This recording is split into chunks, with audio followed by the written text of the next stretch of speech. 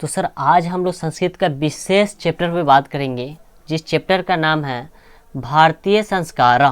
ठीक है, इसको हम लोग हिंदी में व्याख्या देखेंगे, यानी कि जो संस्कृत है उसको हिंदी में हम लोग पाठ सारांश देखेंगे। उसके बाद हम लोग सब्जेक्टिव देखेंगे, फिर ऑब्जेक्टिव देखेंगे, उसके बाद टेस्ट लगाएंगे। ठीक है, तो आपको क्या करना है सर, वीडियो को शुरू से अंत तक देखना है ताकि आप बहुत अच्छा से इसको पढ़ पाएंगे और एग्जाम में बहुत अच्छा स्कोर कर पाएंगे। तो चलिए स्टार्ट करते हैं। पहले हम लोग देखेंगे पाठ सारांश। ठीक है, तो प्रस्तुत पाठ यानी कि भारतीय संस्कार में भारतीय संस्कार के महत्व पर प्रकाश डाला गया है। ठीक है, प्राचीन काल से ही भारतीय जीवन में संस्कारों का महत्व रहा। कब से? तो प्राचीन काल में, ये याद रखना है।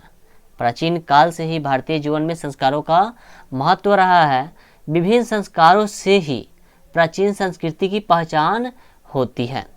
यहाँ ऋषियों की कल्पना थी, यानी ऋषियों की कल्पना थी कि इन संस्कारों के माध्यम से समय समय पर वेद मंत्रों का पाठ, बुजुर्गों से आशीर्वाद मिलता है। किससे? तो बुजुर्गों से आशीर्वाद मिलता है। ये सब बातों को याद रखना है ताकि ऑब्जेक्टिव में आपको बहुत ज़्यादा फायदा होगा।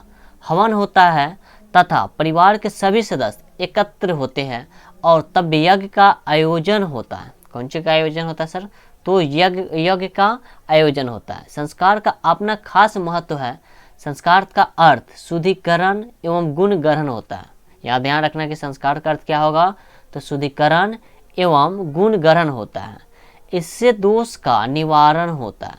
संस्कार प्रायः 5 प्रकार के होते हैं, जैसे जन्म पूर्व की बात करें, जन्म से पहले तो 3, शैशवावस्था में 6, शिक्षा में 5। अब विवाह की बात करें सर, चलिए विवाह का देख लेते हैं। यहाँ तक तो कंप्लीट हुआ। हाँ, विवाह में 1 तथा मरणोपरांत में भी 1 होगा। कितना हुआ? 5। जैसे कि जन्म 1, शैशवावस्था 2, शिक्षा 3, विवाह 4 और मरणोपरांत, ये 5 होगा। लेकिन पाँचों में फिर अलग अलग होता है। इस प्रकार कुल संस्कार की बात करें सर तो 16 होता है, यानी कि 16 कुल संस्कार 16 होते हैं। ये ध्यान रखना आपको, कुल संस्कार कितना होता है? 16। ऑब्जेक्टिव में बन जाएगा। इन सब का अलग अलग विधान है। जैसे जन्म पूर्व संस्कार के अंतर्गत गर्भ रक्षा, गर्भस्थ शिशु में संस्कार आरोपण तथा गर्भवती को प्रश्न रखने का विधान है। इसी प्रकार शैश संस्कार में जात कर्म, नामकरण, निष्कर्म, अन्नप्राशन और चुंडा कर्म तथा कर्णवध का विधान है। शिक्षा संस्कार के अंतर्गत बात करें सर तो क्या होगा? अक्षरारंभ।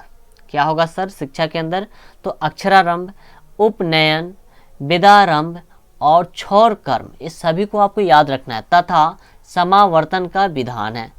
अब अक्षरारंभ में बच्चा अक्षर लेखन तथा अंक लेखन शुरू करता है, तो उपनयन होने पर बच्चा गुरु के साथ उनके घर अध्ययन के लिए चला जाता है। ये हो गया।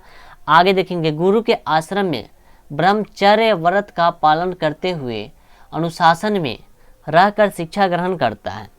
शिक्षा समाप्ति के बाद शिष्य ग्रस्त यानी कि शिष्य गृहस्थ जीवन आरंभ करता है। विवाह को पवित्र संस्कार माना जाता है। सर पवित्र संस्कार विवाह को माना जाता है। इसमें अनेक प्रकार के विधान हैं। वक्तदान, ठीक है, मंडप निर्माण, कन्या निरीक्षण, कन्यादान आदि होते हैं। यानी कि विवाह संस्कार में प्रायः सभी जगह समान रूप में ही आयोजित होते हैं। अंत में सर लास्ट जो होता है वो मरणोपरांत, चलिए इसको देखते हैं। वो हो जाएगा मरणोपरांत अंत्येष्टि संस्कार होता है। ये ध्यान रखना है, मरणोपरांत में अंत्येष्टि संस्कार होता है। इस प्रकार मानव को इन 16 संस्कारों से गुजरना पड़ता है, जन्म से पहले भी और मरण तक। ध्यान रखेंगे कितना संस्कार है, तो 16 संस्कार, यानी गर्भाधान से मृत्यु पर्यंत 16 संस्कारों का विधान है, जो भारतीय दर्शन का मुख्य स्रोत है। ये तो सर हो गया आपका पाठ सारांश। यहाँ से बहुत ज़्यादा ऑब्जेक्टिव बन जाएगा। अब हम लोग बात करते हैं सब्जेक्टिव क्वेश्चन को, इसको आपको फोकस करना है। ठीक है, तो चलिए एक में देखते हैं संस्कार कितने प्रकार के हैं और कौन कौन है। तो सर आप तो पढ़ चुके हैं संस्कार कितने प्रकार के हैं। चलिए, संस्कार 16 प्रकार के हैं। ठीक है, समझना है बहुत अच्छे से। इन 16 संस्कारों को मुख्य 5 प्रकारों में बांटा गया है। 3 जन्म से पूर्व वाले संस्कार और 6 शैशव संस्कार, 5 शिक्षा संबंधित संस्कार एक विवाह के रूप में गृहस्थ संस्कार तथा एक मृत्यु के बाद अंत्येष्टि संस्कार। जो मृत्यु के बाद होता है उसको क्या बोलते हैं? अंत्येष्टि संस्कार। याद रखेंगे, कुल मिलाकर सर 16 संस्कार होगा। ये तो आपका सब्जेक्टिव तैयार हो गया, संस्कार कितने प्रकार के हैं और कौन कौन है। दूसरा सब्जेक्टिव क्या बन सकता है सर? दूसरा सब्जेक्टिव, संस्कार हमें कहाँ योगदान करता है, ये ध्यान रखना। संस्कार हमें कहाँ कहाँ योगदान करता है, तो इसको भी याद करना है। यानी कि संस्कार हमें क्रम से शुद्ध करने में, दोषों को दूर करने में तथा गुणों को ग्रहण करने में योगदान करता है। ठीक है, क्या है? तो संस्कार हमें क्रम से शुद्ध करने में, ठीक है, दोषों को दूर करने में तथा गुणों को ग्रहण करने में योगदान करता है। कौन? तो संस्कार। ये तो 2 प्रश्न हो गया। चलिए अब तीसरा भी बात करते हैं, यानी शिक्षा संस्कार कितने है और कौन कौन से है लिखें। चलिए इसको भी देख लेते हैं। तो शिक्षा संस्कार कुल 5 प्रकार के होते हैं, ठीक है, जिनका नाम है अक्षरारंभ, उपनयन, वेदारंभ और केशांत और समावर्तन। इस सभी को आपको याद करना पड़ेगा, 16 संस्कार को, तभी आप बहुत अच्छा से मार्क्स अचीव कर पाएंगे। उसके बाद है सर, उसके बाद आपका प्रश्न बनेगा शैशव संस्कार कितने हैं और उन सभी के नाम लिखें। ये तो आप पाठ सारांश में देख ही चुके हैं। चलिए देखते हैं सब्जेक्टिव में। शैशव संस्कार कुल 6 है। उनका नाम है जात कर्म, याद रखेंगे, नामकरण, निष्कर्मण और अन्नप्राशन और चुड़ा कर्म और कर्ण वेद, यानी कि कर्ण वेद। ठीक है, ये हो गया शैशव संस्कार। उसके बाद उपनयन संस्कार का अर्थ क्या है, पाठ के आधार पर बताएं। इसको भी देख लेते हैं। उपनयन संस्कार अर्थ है इसका सर, गुरु द्वारा शिष्य को अपने घर में लाना। ध्यान रखेंगे, उपनयन यानी कि गुरु द्वारा शिष्य को अपने घर में लाना। वहाँ शिष्य शिक्षा नियमों का पालन करते हुए अध्ययन करते थे, जो सब नियम ब्रह्मचार्य व्रत में समाहित है। क्या है सर? तो समाहित है, याद रखेंगे। उसके बाद हम लोग देखते हैं, चलिए भारतीय संस्कार पाठ में लेखक का क्या संदेश है। जो भारतीय संस्कार पढ़ रहे हैं हम लोग, इस पाठ में लेखक का क्या संदेश है, इसको भी देख लेते हैं। तो भारतीय संस्कार पाठ में लेखक का संदेश है कि भारतीयों के व्यक्तित्व का निर्माण संस्कारों से ही होता है। जीवन में सही समय पर संस्कार का अनुष्ठान होना चाहिए। विदेशी भी भारतीय संस्कारों के प्रति उन्मुख और जिज्ञासु है, यानी कि विदेशों में भी भारतीय संस्कारों को अपनाया जा रहा है। लास्ट सब्जेक्टिव इसमें बनेगा सर, विवाह संस्कार में कौन कौन से प्रमुख कर्म कांड होते हैं। जो विवाह संस्कार है इनमें से कौन कौन प्रमुख कर्म कांड होते हैं उसको भी देख लेते हैं। इनमें अनेकों कर्म कांड होते हैं। कितना? तो अनेकों कर्म कांड होते हैं, जिनमें वागदान, ठीक है, मंडप निर्माण, कन्यादान, अग्नि स्थापना, पानी ग्रहण, लाजा होम, सप्तपदी, सिंदूरदान इत्यादि कर्मकांड प्रमुख है। ये जिनका शादी हो गया उनको पता होगा कि विवाह संस्कार में क्या क्या होता है। ठीक है, चलिए अब हम लोग बात करेंगे ऑब्जेक्टिव पे। ठीक है, तो इसको ध्यान से आप लोग याद करते चलेंगे ताकि आपका 50% ऑब्जेक्टिव भी क्लियर करना है। चलिए, प्राचीन संस्कृत का ज्ञान भी किससे होता है? तो संस्कारों से। ये तो पाठ सारांश में भी देख चुके हैं। प्राचीन संस्कृति का ज्ञान भी किससे होता है? तो संस्कारों से। संस्कार कितने प्रकार के हैं? सर संस्कार पूछा जाए तो 5, याद रखेंगे 5। कितने प्रकार के हैं? तो 5। अगर कुल संस्कार पूछा जाए तो 16। चलिए, जन्म से पूर्व कितने संस्कार होते हैं? अगर आप अच्छे से पढ़ चुके हैं तो बता सकते हैं इसको आसानी से, यानी 3। उसके बाद है शैशव में कितने संस्कार होते हैं? तो 6, याद रखेंगे। शैशव में कितने संस्कार होते हैं? तो 6। शिक्षा काल में कितने संस्कार होते हैं? तो 5 है शिक्षा काल में। उसके बाद आएंगे गृहस्थ जीवन में एक कौन संस्कार होता है? तो सर विवाह होता है। मरने के बाद एक कौन संस्कार होते हैं? तो अंत्येष्टि, याद रखेंगे। मरने के बाद एक संस्कार होता है, उसका नाम है अंत्येष्टि। ठीक है, कर्मधान, पुष्पवन और सीमांत किस संस्कार में आते हैं? तो जन्म पूर्व से पहले ये आता है संस्कार। ठीक है, उसके बाद है अक्षरारंभ, उपनयन, वेदारंभ, केशांत और समावर्तन किस प्रकार के संस्कार है? तो ये शैक्षणिक होगा। क्या होगा? तो शैक्षणिक। किस संस्कार में बच्चा अक्षर लेखन और अंक लेखन आरंभ करता है। तो अक्षरारंभ किस संस्कार में होगा सर? तो अक्षरारंभ। उसके बाद है किनके महत्व को प्राचीन शिक्षा में श्रेष्ठ माना जाता है? तो वेदों के। ठीक है। उसके बाद है किस संस्कार में गुरुगृह में ही शिष्य का प्रथम छोर कर्म होता था? तो यह हो जाएगा केशांत में। उसके बाद है किस संस्कार में गोदान मुख्य कर्म होता था? तो केशांत संस्कार में, याद रखना है, केशांत संस्कार में। आगे देखते हैं। उसके बाद है साहित्य ग्रंथों में किस संस्कार का अन्य नाम गोदान मिलता है? तो केशांत का। किस संस्कार में शिष्य का गुरुगृह से जाना जाता है? गुरुगृह से जाना जाता है, तो समावर्तन में। उसके बाद है विवाह संस्कार से ही मनुष्य किस जीवन में प्रवेश करता है? तो गृहस्थ। क्या होगा? गृहस्थ में। ठीक है। उसके बाद है किस संस्कार को पवित्र माना गया है? तो विवाह को। सप्तपदी क्रिया किस संस्कार में होता है? तो ये भी हो जाएगा विवाह।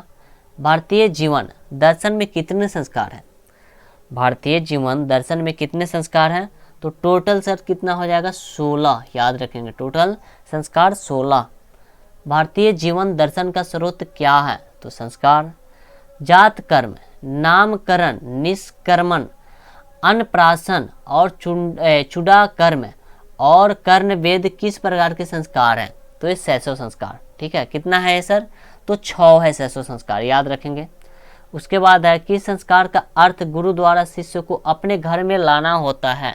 पाठ सारांश में अच्छे से पढ़ चुके हैं। तो उपनयन का। कहाँ शिष्य शिक्षा नियमों का पालन करते हुए अध्ययन करते थे? तो गुरुकुल में। कहाँ होगा? तो गुरुकुल में। एक बार वीडियो को लाइक कर देंगे आप लोग। ठीक है। और नया है चैनल पर फिर सब्सक्राइब कर लेंगे, क्योंकि इस चैनल से आपको बहुत ज़्यादा प्रॉफिट मिलने वाला है, यानी कि बहुत ज़्यादा लाभ मिलने वाला है। चलिए आगे देखते हैं।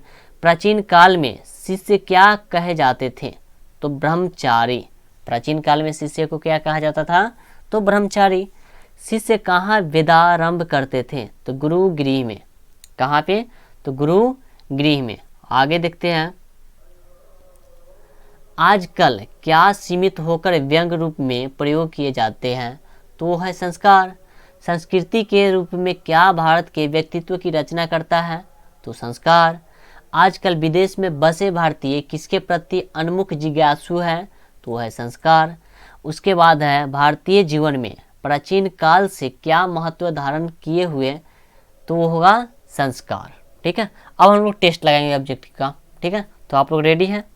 तो चलिए स्टार्ट करते हैं अब टेस्ट। पहला है टेस्ट में गर्भधारण किस संस्कार में होते हैं? सभी को बताएंगे, सभी कोई बताएंगे गर्भधारण किस संस्कार में होते हैं? जन्म से पूर्व, जन्म के बाद और गृहस्थ या विवाह? क्या होगा? सभी कोई बताएंगे।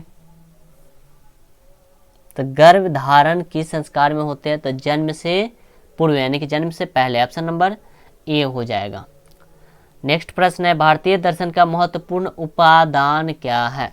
ज्ञान, दान, संस्कार, परिश्रम। सभी को इसका जवाब आना चाहिए।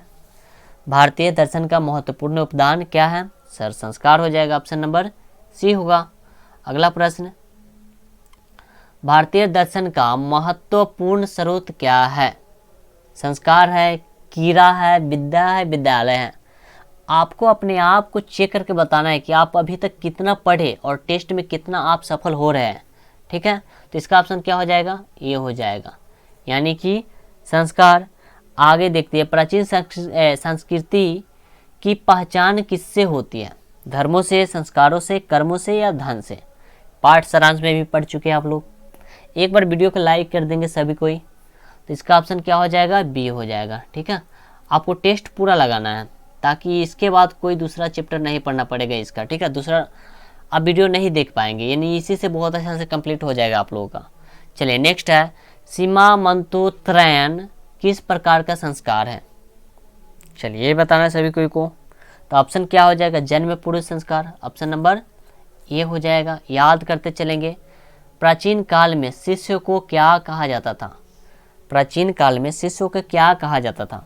ऑप्शन देखेंगे, बताएंगे क्या होगा। ऑप्शन 6 का, हाँ, तो ब्रह्मचारी। ऑप्शन क्या होगा सर? ब्रह्मचारी, ऑप्शन नंबर बी। नेक्स्ट, गुरु शिष्य को कहाँ ले जाते थे, यानी कि कहाँ ले जाते हैं, गुरु शिष्य को कहाँ ले जाते हैं। वन में क्या होगा, ऑप्शन देखेंगे सभी कोई, वन में, घर में, नदी में या विदेश, क्या होगा ऑप्शन। हाँ बहुत अच्छा, गृह होना चाहिए यानी कि घर में, ऑप्शन नंबर बी होना चाहिए यहाँ पे, ठीक है। शिक्षा नियमों का पालन कौन करते हैं, चलिए ऑप्शन देखते हैं, गुरु, मित्र, शिष्य या शत्रु। शिक्षा नियमों का पालन कौन करते हैं, बताएंगे ऑप्शन क्या होगा। हाँ यहाँ पे गुरु होगा, मित्र होगा, शिष्य होगा या शत्रु होगा सर, ऑप्शन सी। चलिए बहुत अच्छा, वेरी गुड, ऑप्शन सी होगा यानी कि शिष्य, ऑप्शन नंबर सी। अगला प्रश्न है, गुरु शिष्य को क्या देखकर घर भेजते थे, धन, उपदेश, वस्त्र या कलम, क्या होगा, तो उपदेश, ऑप्शन नंबर बी हो जाएगा। अगला, भारतीय दर्शन का मुख्य स्रोत क्या है, भारतीय दर्शन का मुख्य स्रोत क्या है, युद्ध है, वाचन है, संस्कार है, विवाह है। ये तो सभी कोई का आंसर आना चाहिए सर, क्या होगा, संस्कार हो जाएगा यानी कि सी हो जाएगा।